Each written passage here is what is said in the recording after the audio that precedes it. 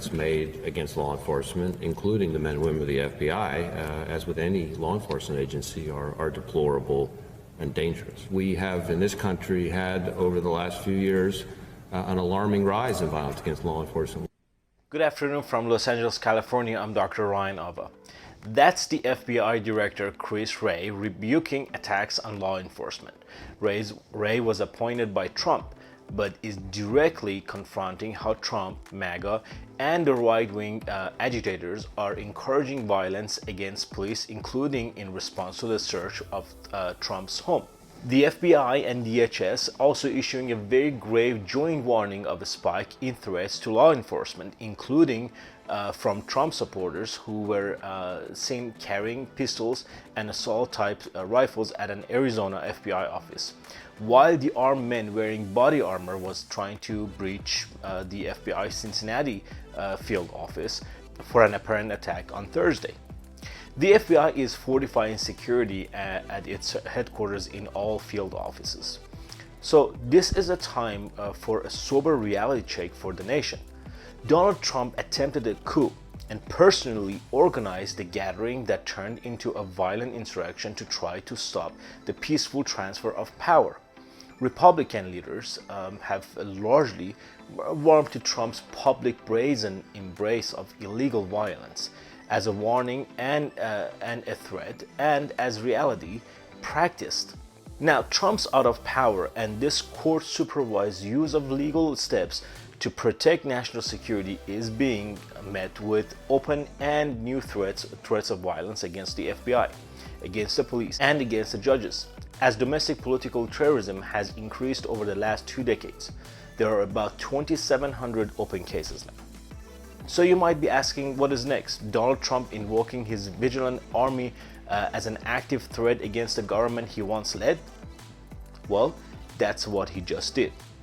Albeit in secret, according to a bombshell report in the New York Times, that Trump sent an ally who had apparently high-level access to the DOJ to pass along a message. Trump wanted Garland to know that he had been checking in with people around the country and found them to be, quote, enraged by the search, end of quote.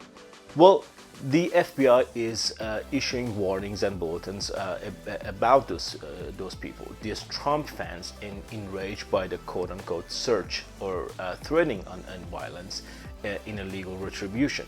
So this is not exactly a news bulletin over at the FBI and the DOJ, but according to Ari Melber over at the MSNBC, who is an attorney, legally this is outrageous.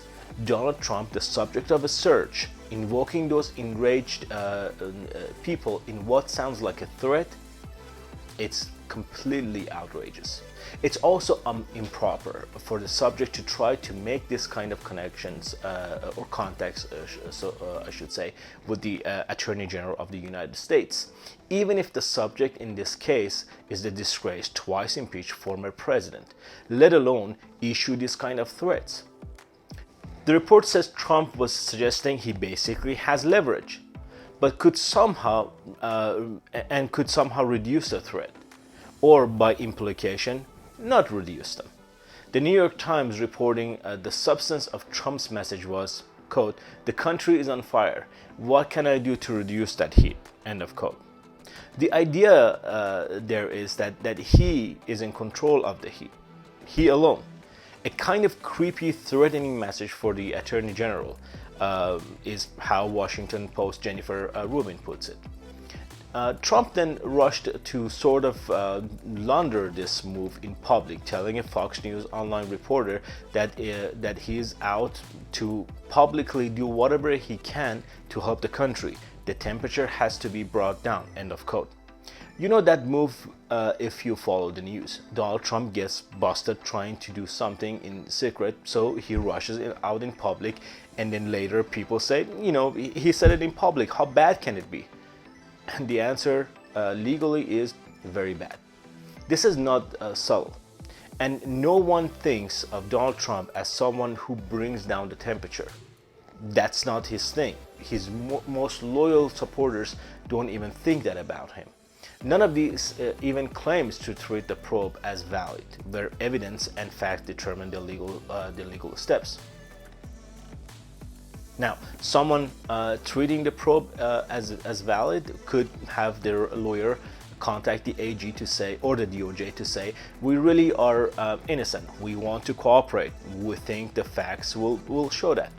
And in that sense, and in Trump's mind, maybe he does see Garland as a more scary, as a more intimidating adversary than he realized. So this is Trump's version of a rare, potentially conciliatory gesture in his mind, but is wrong. Federal investigations are not some sort of deal. They are not a battle between the subject and the prosecutor, and they certainly are never supposed to be a subject to threat of violence.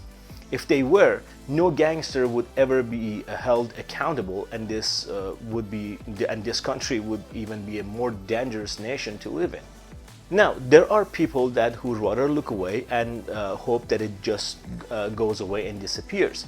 They rather do that than confront the fact that our nation's most recent president is threatening a violent rebellion. But then again, wake up, America. He already did that once in public in 2021, just to try to keep a job he liked. If anyone is surprised he's doing it in 2022 to keep his potential liberty, then you haven't been paying attention.